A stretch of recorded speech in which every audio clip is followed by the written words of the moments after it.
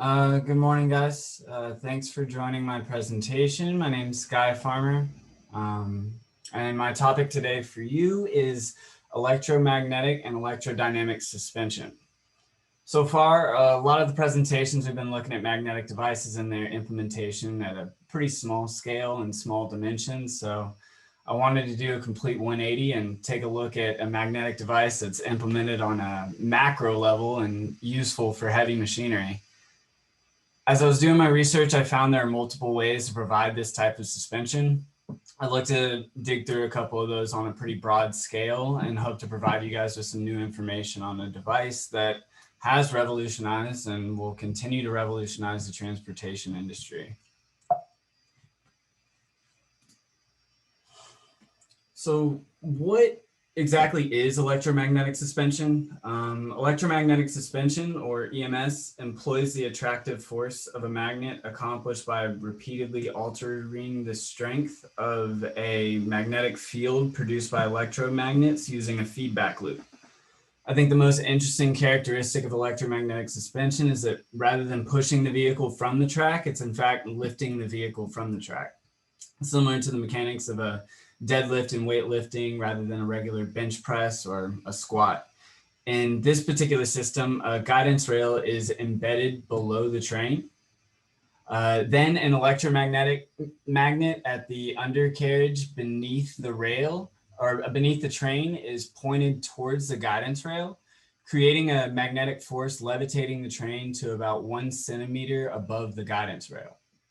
Once the levitation begins to occur, the stability is provided to the system through the combination of levitation and guidance magnets. This levitation occurs by switching the polarity of the electromagnets at an extremely high frequency in order to balance the train at a single state. This particular system is actually a German system called the Transrapid.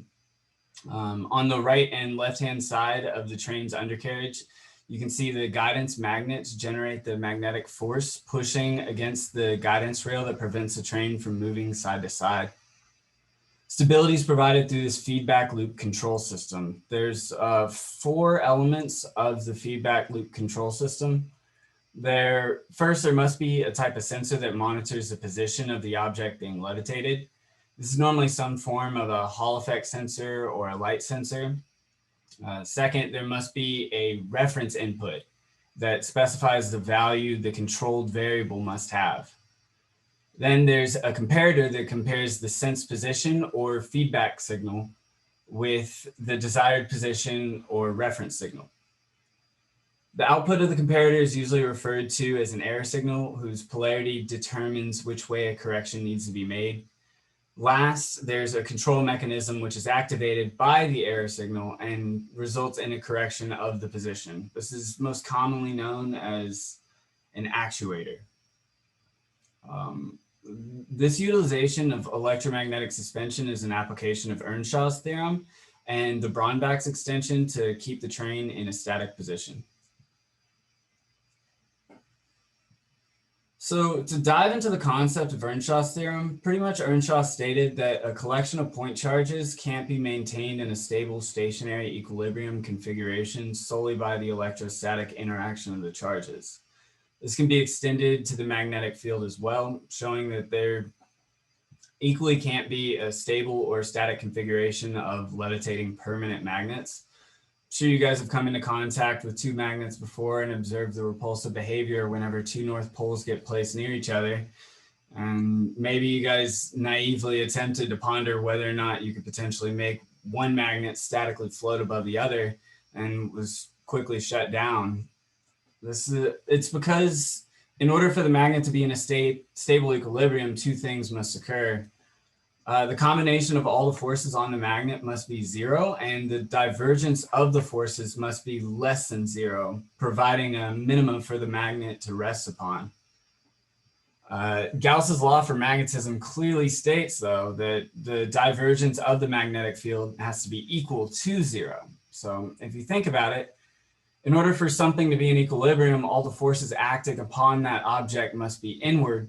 But the only force acting upon a levitating magnet comes from below, and that force must go somewhere in order to sustain Newton's laws. So once the object is pushed past its supposed equilibrium point, that magnet then begins to rotate, and its opposite polarity begins to become attracted to the polarity of the second magnet attempting to sustain that levitation. There are two ways in order to work around this theorem. The first is to continually alter the polarity of the magnetic field, as I previously mentioned, thus constantly changing the magnetic flux to induce this levitation. The second is an application of Brombeck's extension, which shows that the diamagnetic bodies can, in fact, float in a stable position, much like the levitating frog example we saw in class. And what's really extremely diamagnetic is superconductors. So how about electrodynamic suspension? Well, electrodynamic suspension, or EDS, is a utilization of electromagnetic induction to generate a repulsive magnetic force used for suspension. It's similar to EMS, but Lenz's law is the heavy hitter in this case. As I mentioned before, Brombeck's extension gave us the notion that we could provide magnetic stability through diamagnets, and this concept will employ superconducting magnets to create the suspension. But once the magnets are cooled to extreme temperatures, this diamagnetism increases dramatically. They align anti-parallel to magnetic lines, and their electrons will adjust their trajectories to compensate the influence of the external magnetic field. This results in an induced magnetic field that points in the opposite direction. So in short, this levitation is accomplished through the application of repulsion rather than attraction.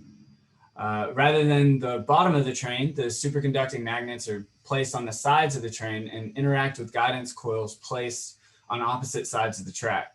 The guidance coils are shaped that in a fashion, an 8 fashion, that based on the position of a superconducting magnet, Lenz's law will induce a current in a specific direction, which will create a repulsive force pushing the superconducting magnet back into equilibrium. So when the train begins to move below the point of equilibrium, the induced field will produce an opposing upward force. And when the train begins to move above the equilibrium line, the induced field will produce an opposing downward force. This is then applied in a form of propulsion as the train begins to move along the track.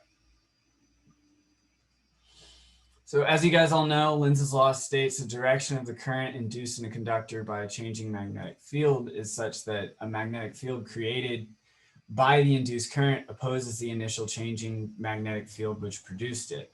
So here are a few figures that help visualize this law. In figure 1, a north pole is being pushed into a solenoid, which will induce a current counterclockwise along the solenoid. The induced magnetic field from the change in magnetic flux then produces an outward force against the applied B field. This concept is applied in levitation, and guidance coils you see here help create that effect.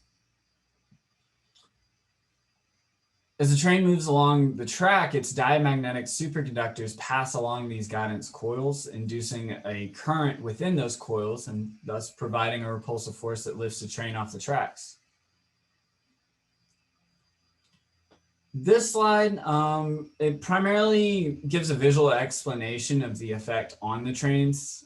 We use liquid nitrogen and liquid helium to cool the niobium titanium alloy superconductors to a temperature of -452. From there, the trick for propulsion is pretty simple. Because of the induced current on the coils, the system will input alternating currents into the propulsion coils on each side of the guideway, producing an alternating series of north and south magnetic poles, which pull and push the superconducting magnets and accelerate the train. It's also really important to note that this can only occur when the train's moving at a specific speed, because it has to go fast enough for the magnetic flux to change in those guidance coils. So these trains are actually loaded with wheels at the bottom, so it almost takes off very similar to a plane. So how is this useful? For starters, its energy consumption is economical when compared to other transportation modes. since there's no energy loss due to friction, the faster the train goes, the larger the energy consumption difference the difference gets. Second, it's extremely safe. Synchronized propulsion makes collisions between these maglev trains unimaginable. If two trains were placed at the same time in the same guideway segment, they'd be forced by the motor in the guideway to travel at the same speed in the same direction. Also, the technology eliminates derailment because the transrapid technology literally wraps around the beam, and the Japanese maglev trains actually levitate between the guideways. Lastly, this, and more importantly, the elimination of friction caused by steel wheels increases the overall speed of the train and only deals with wind friction at that point. Not only does it make the train faster, but makes the tracks less subject to wear and easier to maintain. Thanks for my presentation. I'll open the floor for Q&A. Thank you. Questions? I do have a question, Guy. So for those superconducting coils, they have to cool it down to certain temperature, right? In terms of to go to the superconductor transition. I was curious, you know, it will require tons of liquid nitrogen to cool it down, or perhaps liquid helium. Yep. How could they store it? You know, how long have they refuel it in practical? Do you have some how long they refill the liquid nitrogen? Well, the interesting thing is I don't think it can really attest for how frequently it happens. I'm sure it has more to do with the planning stages. These trips, obviously, since they're faster, they occur on short duration. So I would imagine it would occur within an hour time frame or 30-minute time frame in between these two stations. In the testing phases, I'm sure it was always boosted all the way to the top, but that I think that comes more into the planning stages once they decide, okay, well, what stations are we going to go to? Where are we able to fill up? But I don't know that much about how long they specifically last. But yes, that is very true. This does consume a lot of energy to be able to. It's very expensive to cool these superconductors. And is there one trail in United States? Well, so not specifically the Japanese maglev. They're really focusing a lot more on the German transrapid. I know a lot has been inspired for Hyperloop technology. They've been trying to implement that pretty effectively, but I haven't seen anything so far in the States where they've implemented superconductors. Okay, thank you.